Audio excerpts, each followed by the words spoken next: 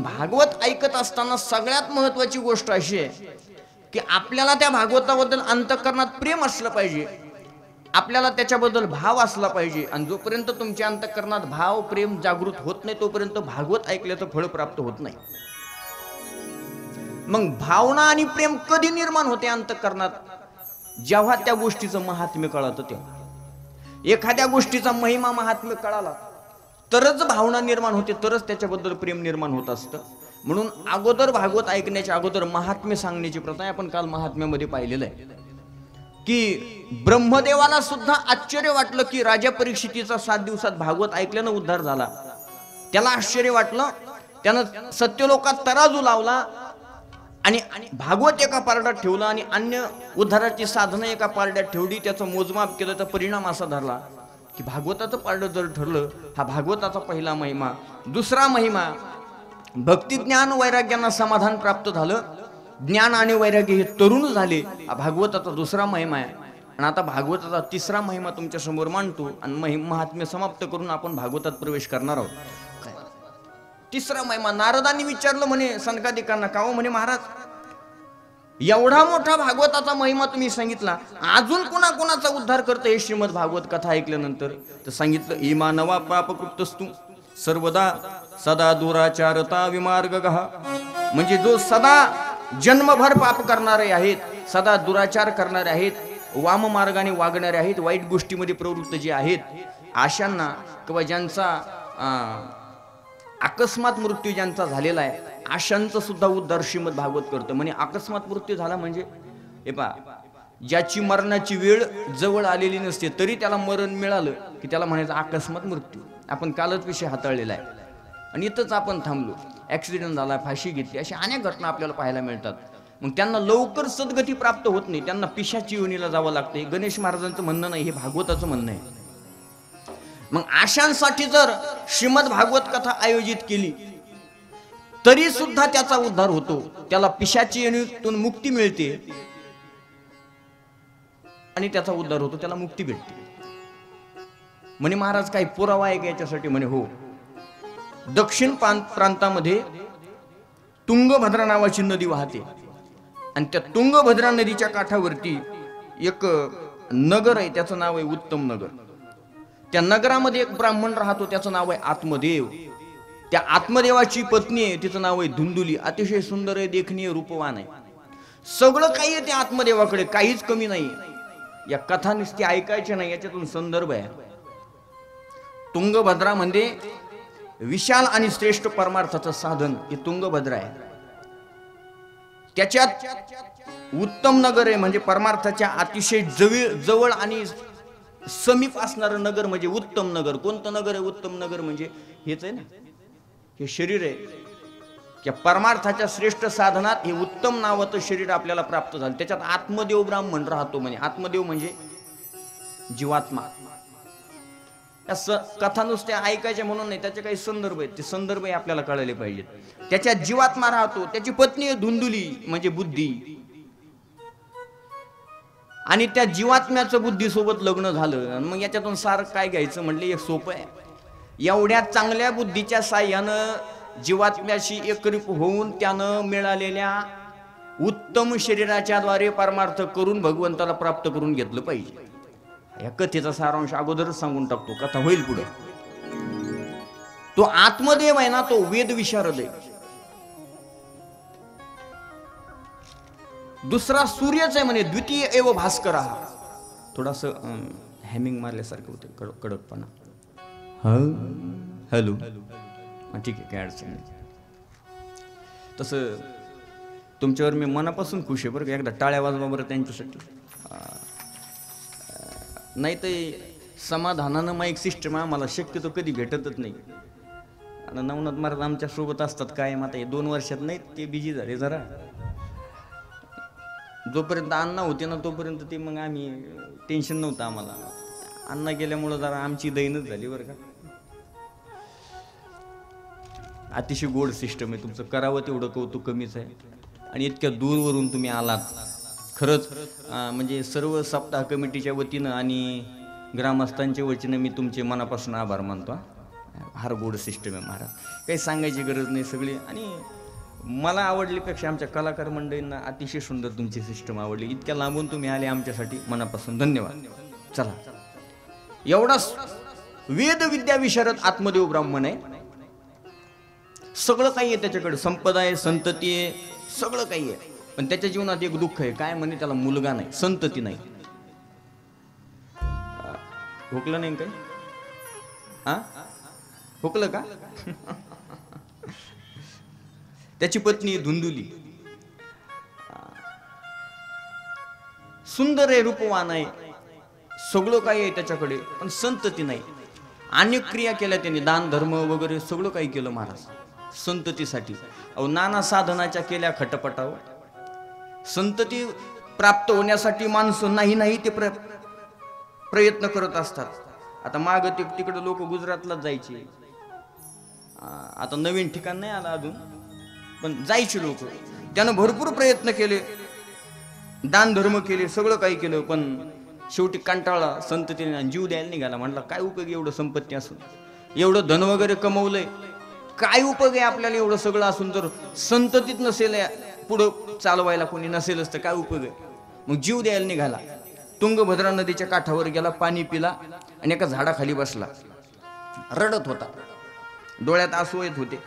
तेवढ्यात एक संन्यासी महात्मा समोरून चालला आणि त्यांनी हा रडणारा ब्राह्मण पाहिला. म्हणे का रे, का रडतोस? म्हणे का? पण ते हुशार होता आत्मदेव, त्यानं डायरेक्ट नाही सांगितलं मी का रडतोय म्हणून, मला मुलगा नाही, मला संतती नाही म्हणून डायरेक्ट नाही सांगितलं. त्यांनी असं फिरून सांगायला सुरुवात केली. म्हणे काय सांगू महात्मे तुम्हाला, तुम्ही संन्यासी, तुमच्यापासून लपवता येत नाही मला काही.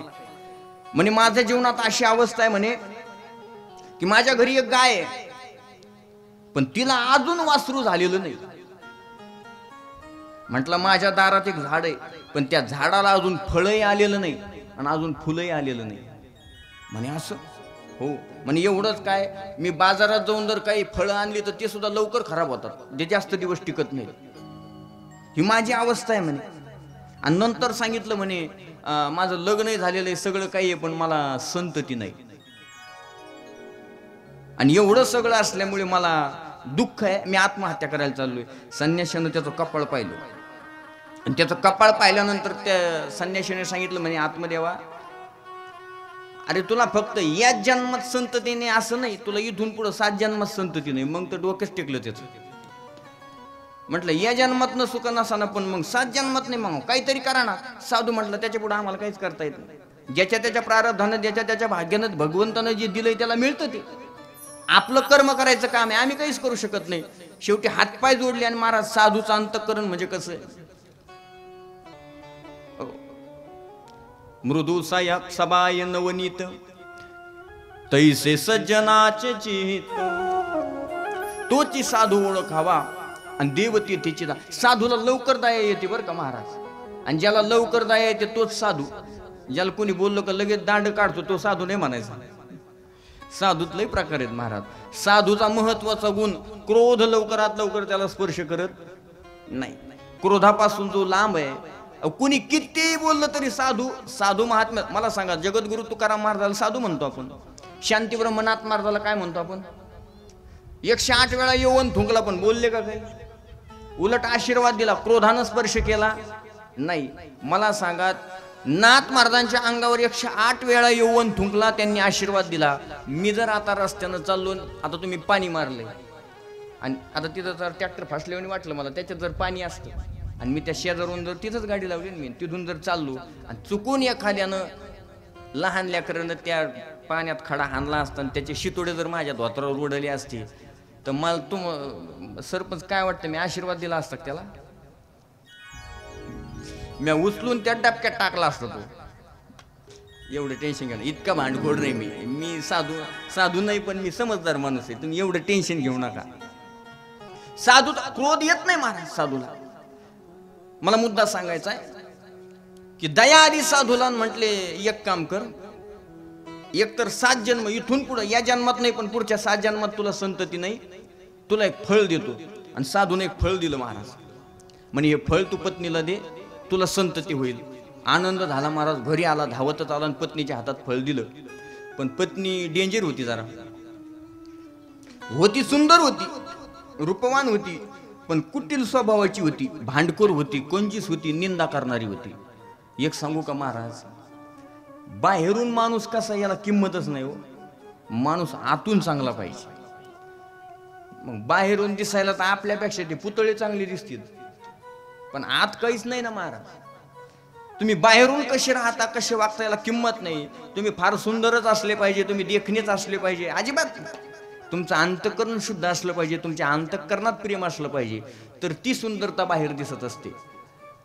मग ती सुंदर होती, मस्त सुंदर होती, पण कुटील स्वभावाची होती. तिनं मनात विचार केला, तिची मैत्रीण आली तिला भेटायला, म्हणे का ग, मला असं कळलं की एका साधूनं तुझ्या मिस्टरांना फळ दिलेलं आहे आणि तुला पुत्र होईल. ती म्हटली हा बाई आता त्यांनी आणलंय तर. ती म्हटली अरे काय ऐकते यांचं, साधू लोकांचं काही खरं असतं का म्हणे, फळ दिल्यानं कुठं मुलगा होत असतो का म्हणे. ती म्हटली मग काय करू. ती म्हटली बघ बाई तुला काय करायचं. नग बाई म्हणे मला सुद्धा खाण्याची इच्छा नाही, बरं झालं तू सांगितलं मला. सांग. तिनं मनात विचार केला मी जर फळ खाल्लं तर मी गरोदर राहील, माझं पोट वाढेल, चांगलं चुंगलं खाता येणार नाही, आणि जर चोर आले तर मला पळता येणार नाही. पहा कुठं विचार केला तिचा. घेणं काही ते म्हणतात ना, अनंत वाचाळ बरळ ती बरळ तया काही सगळं काही घेणं आहे का एवढं डोक्यात विचार करायचा. चोर चालती येते पोटच वाढणं काय घेणं. पण स्वभाव असा होता ना भांडखोर, कुटील स्वभाव होता, चांगलं वागणंच नव्हतं ना. तिनं मनात विचार केला मी फळ खाणार नाही. मग काय करायचं, ते फळ खाल्लंच नाही महाराज. एक दिवस तिची बहीण आली, सख्खी बहीण, आणि तिला सांगितलं म्हणे असं असं झालेलं आहे आणि माझ्या मिस्टरांनी असं फळ आणलंय. ती म्हटली एक काम कर, तुला फळ खायचं नाही ना, खाऊच नको. आमच्या मिस्टरांना, आता मी गरोदर आहे म्हटली, दोघी बहिणी गरोदर, आता ही फक्त हिला सोंग करायचं गरोदरचं, ही ओरिजिनल गरोदर. तिनं सांगितलं एक काम कर, तू फळ खाऊच नको. मग काय करू. ती म्हटली काही नाही, आमच्या मिस्टर आहेत ना म्हणे, यांना 2-4 रुपये दिले का हे सगळं ऐकतात म्हणे माझं. ते धनाची लोभी आहेत, त्यांना थोडंसं धन दे, मला संतान झालं, मला पुत्र झाला की तो पुत्र मी तुला देऊन टाकेन. ठरलं महाराज. आणि म्हणले मग या फळाचं काय करायचं. ते म्हटले थांब पाहू याचं काय करायचं, ते सध्या येतं करू. आणि मग 2-3 महिने गेले, ही गरोदर राहिली. नीनं गरोदरपणाचं सोंग करायला सुरुवात केलं. चिंध्या लावून या, चिंध्या बांधून या, वाढवी ती पोट, गरवार बोभाट जगा माझी. चिंध्या लावून पोट वाढायला सुरुवात केली. गरोदरपणा दिसला पाहिजे ना. बहीणही ओरिजिनल गरोदरणीनं सोंग करायला सुरुवात केली. 2 महिने झाले. मग हिनं विचार केला फळाचं काय केलं. मग तिच्या बहिणीने सांगितलं परीक्षा घेऊ ना. दारात गाय होती, त्या गाईला फळ खाऊ घातलं. आता फळ कोणासाठी दिलं तर मुलासाठी, खाऊ कोणाला घातलं, गाईला. बहिणीचे 9 मास 9 दिवस भरले, ती प्रसूत झाली. आता दोन्ही माहेराला आल्या होत्या ना प्रसूत होण्यासाठी. आणि मग तिनं काय केलं, हिनं या धुंदुलीनं तिच्या म्यावण्याला म्हणजे बहिणीच्या नवऱ्याला थोडीफार संपत्ती दिली. आणि ती पुत्र आपल्या पत्रात पाडून घेतला आणि फोन करून सांगितलं आत्मदेवाला. फोन नव्हता तेव्हा, पण सांगितलं की म्हणजे मुलगा झालेला आहे. आत्मदेवाला एवढा आनंद झाला, त्यानं दान धर्म सुरू केला. शास्त्र असं सांगतं जोपर्यंत बाळाचा नाळ तुटत नाही तोपर्यंत करता येईल तेवढा दान धर्म केला पाहिजे. करता येईल तेवढा, तर मुलाच्या अंतःकरणात परमार्थ जागा होतो, नाही तर परमार्थ जागा होत नाही. जोपर्यंत मुलाचा नाळ तुटत नाही ना तोपर्यंत माणसानं होईल तेवढा दान धर्म करायचा. विचारच करायचा नाही मागच्या पुढचा. म्हणजे होईल तेवढा म्हणतो की 1 एकर नावावर करून द्यायचं कोणाच्या, तुम्ही टेन्शन घेऊ नका. पण जेवढा होईल तेवढा, तो का म्हणे फार थोडा तरी परोपकार, जास्त नाही पण आपल्या कॅपॅसिटीनुसार थोडा का होईना आपण परोपकार केला पाहिजे, दान धर्म केलं पाहिजे, असं शास्त्र सांगते. त्यानं दान धर्म सुरू केला. आली महाराज धुंदुरी परत सासरी आणि तिनं नाटक करायला सुरुवात केली. म्हणे आता काय करावं, दूध येत नाही म्हणे मला, भागवत सांगतो. मग आत्मदेवानं सांगितलं काय करायचं, बाळाचं भरण पोषण झालं पाहिजे, आईचं दूध त्याला भेटलं पाहिजे. आता हिला लेकरूच नाही झालं ना महाराज. मग तिनं सांगितलं एक काम करा, माझी बहिणीलाही मुलगा झाला तिला बोलून घ्या. तिचा मुलगा काही जिवंत राहिला नाही, तिला बोलून घेतलं आणि मग ती लेकराचा सांभाळ करू लागली. पुढे 2-3 महिने उलटून गेले आणि गाईलाही मुलगा झाला. आता फळच मुलासाठी दिलं होतं ना, गाईलाही मुलगा झाला. सगळं शरीर माणसाचं, फक्त कान गाईसारखी होती. मग त्याचं नाव ठेवलं गोकर्ण. कान आहेत ना गाईसारखे होते म्हणून गोकर्ण नाव ठेवलं. आणि धुंदुलीचा मुलगा, त्याचं नाव धुंदुली होती म्हणून त्याचं नाव ठेवलं धुंदुकारी. आता हळूहळू धुंदुकारी आणि गोकर्ण मोठे होऊ लागले, वाढू लागले. पण त्यांच्यात फरक एवढा झाला म्हणे, गोकर्ण ना पंडित झाला, विद्वान झाला, परमार्थिक झाला, देवाची भक्ती, साधू संतांना मारणारा, देवावर प्रेम करणारा झाला. आणि हा धुंदुकारी आहे ना, धुंदुलीचा, हा मात्र कपटी स्वभावाचा झाला, भांडखोर, चोऱ्या करू लागला, वेश्याची संगती करू लागला, वाईट प्रवृत्तीचा निघाला. इतका वाईट प्रवृत्तीचा निघाला की त्यानं बापालाच मारहाण करायला सुरुवात केली धनासाठी. आजही काही ठिकाणी आपण पाहतो ना, संपत्तीसाठी, धनासाठी मारहाण करतात ना लेकरं, आई वडिलांना सुद्धा. म्हणून एक सांगू का, आयुष्यात माणसानं धन कमी कमवावं, पण आपल्या लेकरावर संस्कार ठेवा, तर तुम्ही कमावलेल्या धनाची योग्य ठिकाणी काम येईल. नाही तर 2 दिवस सुद्धा लागणार नाही ते सुपडा साफ करायला. म्हणून संपत्ती 2 रुपये कमी कमवा लेकरांना, पण महाराज संस्कार कमवणं गरजेचं आहे. नाही तर हे बिना संस्काराची जी संख्या वाढली ना महाराज, ही चांगल्या चांगल्याला कामाला लावलं यांनी, हे काय लय धोरणात नसतील. म्हणून अतिशय महत्वाचं संस्कार अतिशय गरजेचे. तुमच्या वागण्यावरून आणि तुमच्या बोलण्यावरून समाज ठरवतो की तुमचे संस्कार काय आहेत. म्हणून लेकरावर संस्कार महत्वाचे आहेत अत्यंत. आत्मदेवाला राग आला म्हणे, काय आता ज्या मुलासाठी एवढे प्रयत्न केले, मुलगा झाला पण वाईट वागतो, मारहाण सुरू केली महाराज बापाला, त्यानं धन हिसकावून घेऊन पळायचा, वेश्याची संगती करू लागला. शेवटी बापाला राग आला आणि तो आत्महत्या करायला निघाला. पहा बरं का, आता एकदा लेकरू नव्हतं म्हणून आत्महत्या करायला निघाला, आता झालंय तर चांगलं नाही म्हणून आत्महत्या करायला निघाला. वनाच्या दिशेनं निघाला, तेवढ्यात गोकर्ण आडा झाला. म्हणे, बाबा कुठं निघाली? तो म्हणला, काय सांगू तुला गोकर्ण, हा धुंदुकारी एवढा वाईट आहे ना म्हणे, यानं मला सुद्धा मारहाण केली, वेश्येच्या संगतीत राहू लागला, चोऱ्या माऱ्या करू लागला, मला त्रास देऊ लागला, आता मला जगायचं नाही. आणि मग गोकर्णानं उपदेश केला बरं बापाला. त्यानं सांगितलं, बाबा आता तुम्ही निघालातच ना वनात, मग आज वनात जा, पण आत्महत्या करू नका, मग भगवंताचं नामस्मरण करा. आणि कशाचं दुःख आहे तुम्हाला म्हणे, मुलगा वाईट वागतो म्हणून? अहो इथं कोण कोणाचं आहे, ज्ञानोबराय म्हणतात ना, हे सगळं लटक आहे, खोटे आहे, इथं कोणी कोणाचं नाही. लटिका व्यवहार सर्व हा संसार, लटिका व्यवहार सर्व हा संसार, लटिका व्यवहार सर्व हा संसार, लटिका व्यवहार सर्व हा संसार. माया येर धार हरी, माया येर धार हरी, हरिमुखी गाता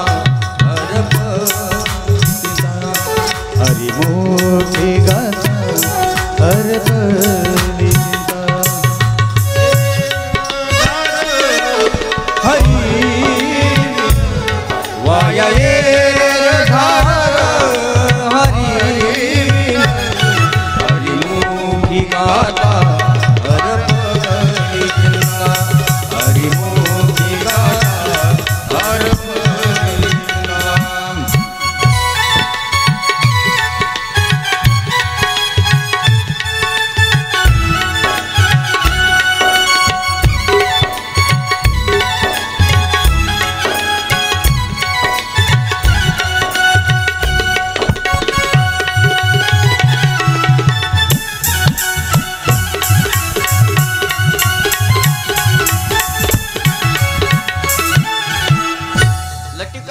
सर्व हा संसार. गोकर्णानं उपदेश केला म्हणे, जा वनामध्ये, संसाराचा मुलाबाला लेकराचा विचार करू नका, इथं कोण कोणाचं आहे म्हणे, सगळं लटक आहे, खोटं आहे. आणि ज्याला तुम्ही दुःख समजता, ज्या लेकरापासून तुम्हाला दुःख झालेलं आहे असं वाटतं तुम्हाला, ते लेकरू सुद्धा लटक आहे म्हणे, कशाचा विचार करता. उपदेश केला महाराज बापाला गोकर्णानं. आणि आत्मदेव ब्राह्मण मुलाच्या उपदेशानं उपदेशित होऊन वनामध्ये गेला आणि भगवंताचं नामस्मरण करू लागला. जो उपदेश गोकर्णानं केला, श्रीमद भागवतामध्ये त्याला गोकर्ण गीता असं म्हटलेलं आहे. ती गोकर्ण गीता झाली.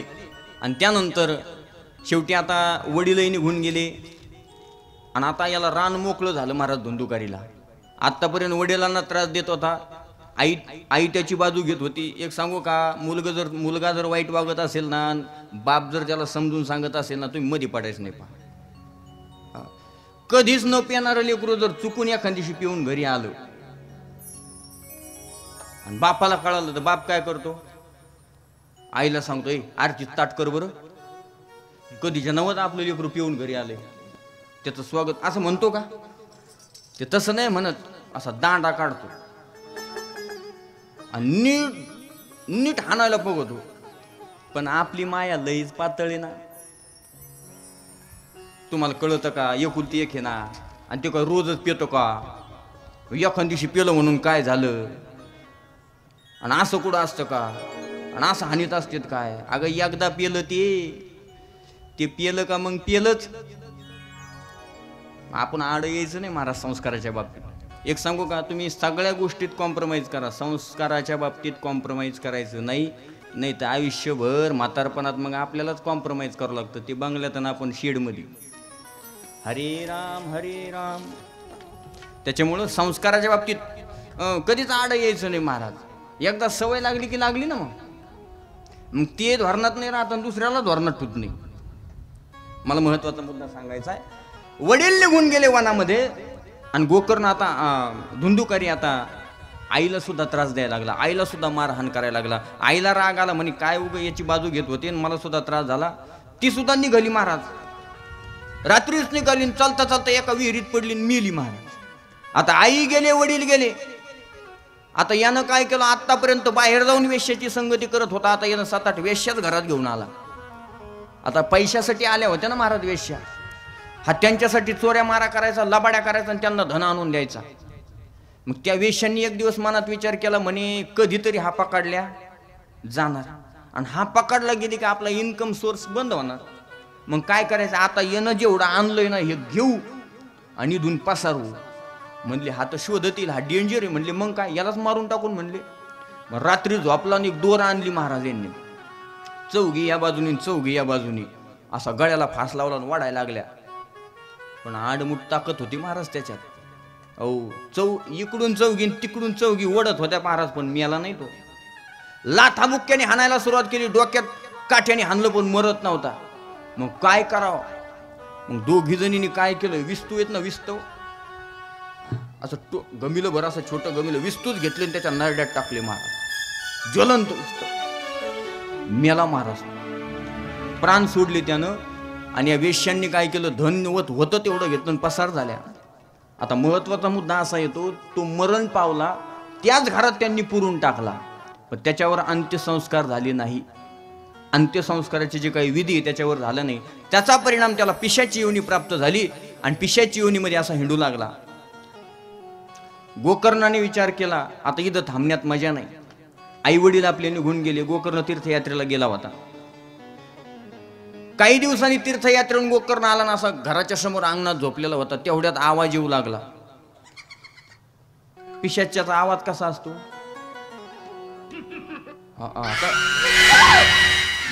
डचकती न बाबा, असा आवाज यायला लागला. आणि मग गोकर्णाने विचार केला, कोण आहे? त्यावेळेस आता याला शरीर नव्हतं महाराज, हा फक्त बोलत होता. यानं सांगितलं, गोकर्णा मी तुझा भाऊ आहे धुंदुकारी. म्हणे असं कशामुळं झालं? म्हणे काय नाही, म्हणे माझ्याच मुळं असं झालंय, माझ्या वागण्यामुळं, माझ्या वाईट प्रवृत्तीमुळे मला ही अवस्था प्राप्त झालेली आहे. काही कर गोकर्णा, तू माझा भाऊ आहेस, या योनीतून मला मुक्त कर, मला मुक्ती प्राप्त करून दे. आणि मग गोकर्णाने सगळ्या साधू संतांना विचारायला सुरुवात केली, म्हणजे माझ्या भावाला धुंदुकारीला मला मुक्ती प्राप्त करून द्यायची, पिशाची योनीतून त्याची सुटका करून घ्यायची, काहीतरी उपाय सांगा. पण कुणी अनेक उपाय सांगितले, पण त्याला पिशाची योनीतून मुक्ती प्राप्त होईल असा उपाय काय गोकर्णाला कुठलाही पटला नाही. मग त्याने सूर्यनारायणाची उपासना केली. सूर्यनारायणाने सांगितलं, म्हणे गोकर्णा, तुला जर धुंदुकारीची पिशाची योनीतून जर मुक्तता करायची असेल तर एक काम कर, तू त्याच्यासाठी श्रीमद भागवत कथा कर. गोकर्णानं विचारलं, म्हणे महाराज श्रीमद भागवत कथा केल्यानंतर त्याचा उद्धार होईल? म्हणे नक्की होईल. आणि मग गोकर्णानं श्रीमद भागवत कथेचं आयोजन गावातच केलं महाराज. मग सगळे गावकरी, साधू संत, परिसरातील सगळी भजनी मंडळ आले भागवत ऐकायला. जसं आपल्याकडे आलेत ना सगळे, आता सगळे भजनी मंडळ. तुम्ही म्हणाल कुठे? ते काय रावटीत. आता तुम्ही कूलर तिथं लावल्यावर इथं कशाला येते? म्हणजे बाबा बसलेत आमचे तिथं ऐकत येत, आता त्यांना चलणं होत नाही. श्रीमद भागवत कथा करू लागला गोकर्ण महाराज. आता धुंदुकारीला श्रीमद भागवत कथा ऐकायची, पण शरीर नाही ना महाराज. मग कशी ऐकायची?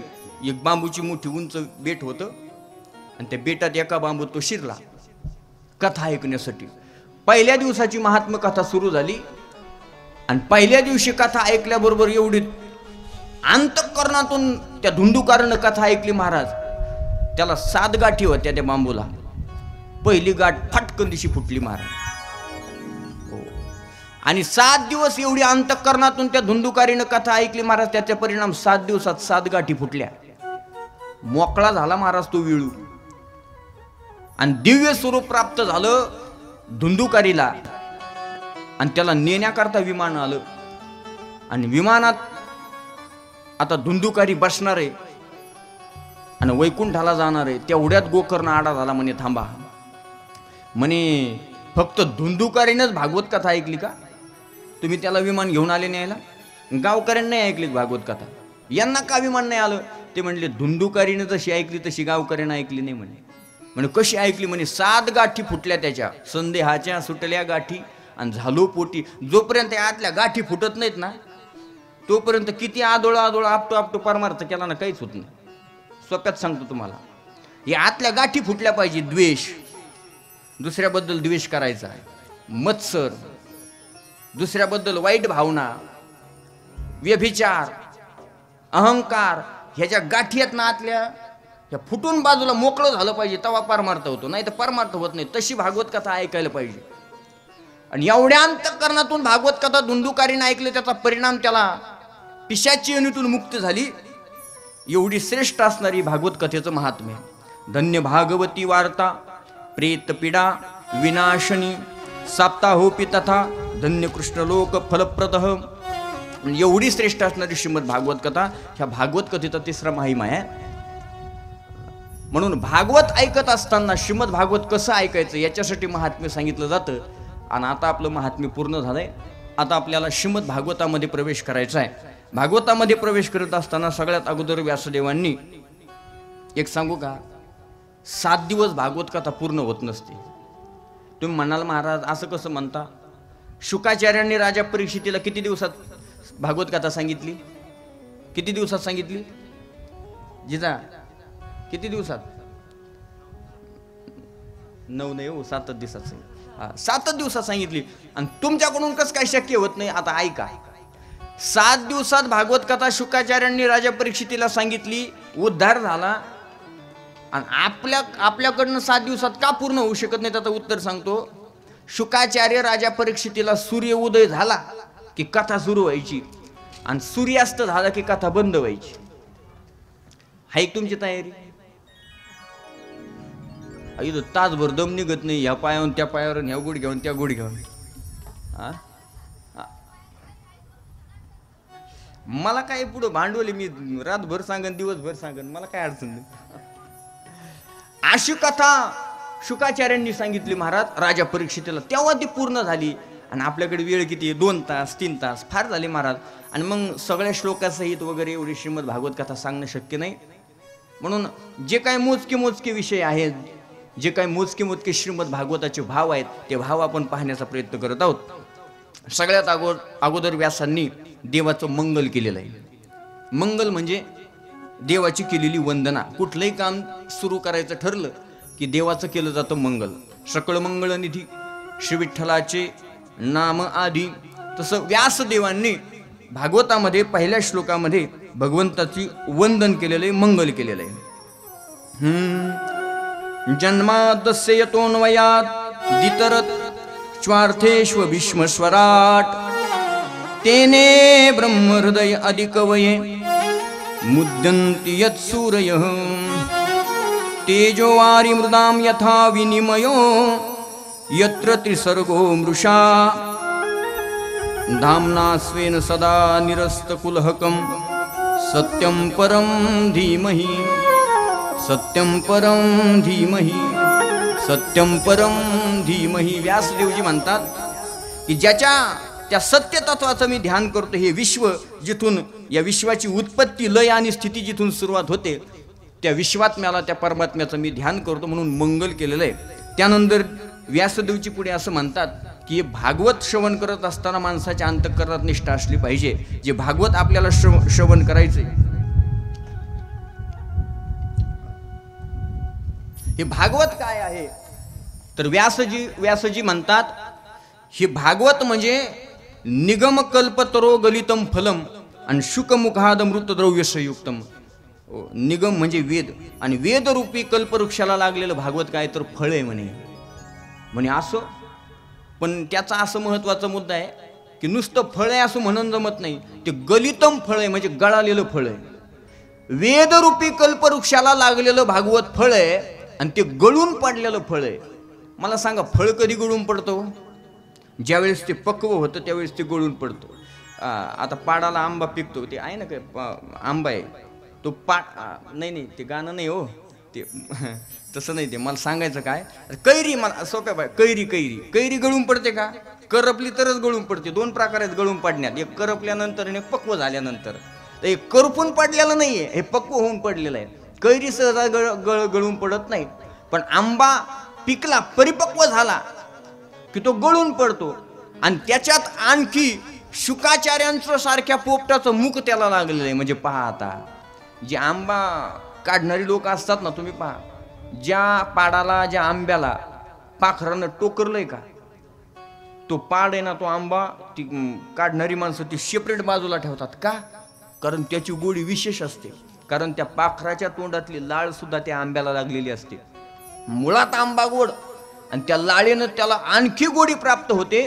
तर व्यासदेवजी म्हणतात हा हे महत्वाचा मुद्दा आहे. एक तर मुळात श्रीमद भागवत हे वेदरूपी कल्पवृक्षाला लागलेलं फळ, त्यातली त्यात ते पक्व होऊन गळालेलं फळ, आणि त्यातली त्यात शुकाचार्यांचं मुख त्याला लागलंय म्हणून त्याची गोडी अधिक वाढत गेलेली आहे. मग आपण काय केलं पाहिजे महाराज? म्हणजे एक काम करा, पिवत भागवत रसालयम रसिका भुवी भाऊक. आपण या भागवत रसाचं काय केलं पाहिजे? सेवन केलं पाहिजे. म्हणे महाराज जमल का? म्हणे तसं नाही जमणार. म्हणे सेवन करताना महत्वाचा मुद्दा आहे, हा रस सगळ्यांना पचत नाही. भागवत सगळ्यांना पचत नाही, सगळ्यांना याची गोडी लागत नाही. मग कुणाला हा रस पचतो? म्हणजे रसिका भुवी भाविका. जे रसिक आहेत, जे भाविक आहेत, ज्यांच्या अंतःकरणात देवाबद्दल प्रेम आहे, त्यांनाच हा भागवत रस पचतो. नाही तर मग ढाळ होण्याची शक्यता आहे, सगळ्यांना नाही पचत. म्हणून हे भागवत आपण श्रवण केलं पाहिजे, पण अंतःकरणात देवाबद्दल प्रेम असलं पाहिजे. असो, जास्त विषय लांबत नाही. आता भागवतामध्ये आपल्याला प्रवेश करायचा आहे. सनकादिक ऋषींनी, शौनकांनी सूत महाराजांना उच्च आसनावर बसवलेलं काल आपण प्रसंग पाहिलेला आहे. आणि सूत महाराजांना शौनकांनी अनेक प्रश्न विचारले. श्रीमद भागवतामध्ये 6 प्रश्न फार महत्वाचे आहेत. प्रश्न विचारायला शौनकांनी सुरू केलं सूत महाराजांना. म्हणे महाराज, या कलियुगामध्ये माणसं आसुरी स्वभावाचे, वाईट कर्म करायला लागले, भगवंताची प्राप्ती झाली पाहिजे, याच्यासाठी आम्हाला काहीतरी उपाय सांगा. आणि मग शौनकांनी आणखी 6 प्रश्न सूत महाराजांना विचारायला सुरुवात केली. की म्हणे महाराज, पहिला प्रश्न विचारला, किम श्रेय, म्हणजे मानवी देहाची सफलता कशाची आहे, मानवी देहात काय श्रेयस्कर आहे. दुसरा प्रश्न विचारला, के शास्त्र सार, सगळ्या शास्त्रांचं सार काय, काही आस्तिक शास्त्र आहेत, काही नास्तिक शास्त्र आहेत, पण या सगळ्या शास्त्रांना काहीतरी सांगायचंय, पण सगळ्या शास्त्रांचं सार काय आहे हे आम्हाला सांगा. तिसरा प्रश्न विचारला, कस्व अवतार प्रयोजनम, देवानं आत्तापर्यंत कशासाठी अवतार घेतलेला आहे, काय काम करतो देव अवतार घेऊन. चौथा प्रश्न विचारला की किम कर्मा, म्हणजे देव काय काम करतो, अवतार घेतो, किती अवतार आत्तापर्यंत देवानं घेतलेले. आता भगवंताचे तसं पाहिलं तर माझ्या मते म्हणण्यापेक्षा भागवताच्या मते 24 अवतार सांगितलेले आहेत. साधू संतांनी 10 अवतार सांगितले, पण श्रीमद भागवतामध्ये भगवंताचे 24 अवतार आहेत. 5वा प्रश्न विचारला, के अवतारस्य, भगवंताने अवतार किती धारण केले. आणि 6वा प्रश्न विचारला की धर्म कम शरणम गतः, श्रीकृष्ण परमात्मा निज धामाला गेल्यानंतर धर्म कुणाला शरण गेला. असे 6 प्रश्न सूत महाराजांना शौनकांनी विचारले. पटपट आपण त्याची उत्तरं पाहिजेत, आपल्याकडे वेळ कमी, आपल्याला भरपूर पुढं लांब जायचं, अजून 1-1.5 तासच फक्त आपल्याकडे शिल्लक आहे. त्यामुळे जास्त विस्तार न करता पटपट याची उत्तरं देतो. पहिला प्रश्न, किम श्रेय, मानवी देहाची सार्थकता कशात आहे. अनेक साधू संतांची प्रमाण आहेत. महाराज मला सांगा, कशामध्ये सार्थकता, मानवी देहात श्रेयस्कर काय, कशानं मानवी देह सफल होतो.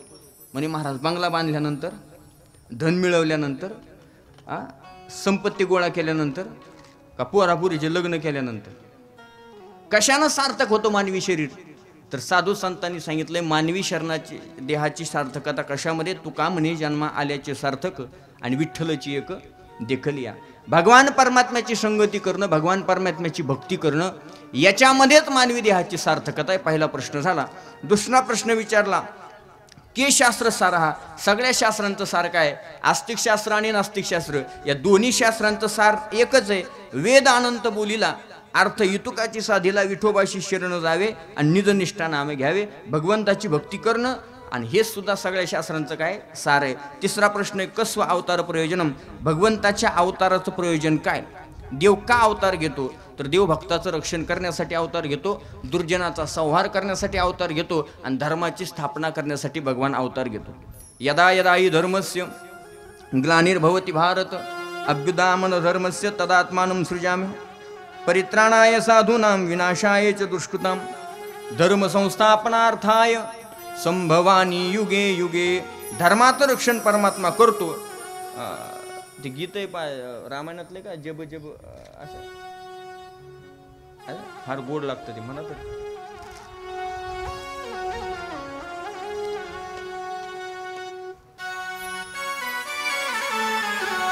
जब जब होई धर्म की हानि, जब जब होई धर्म की हानि, हो जब जब होई धर्म की हानि, जब जब होई धर्म की हानि, जब जब होई धर्म की हानि, जब जब होई धर्म की हानि,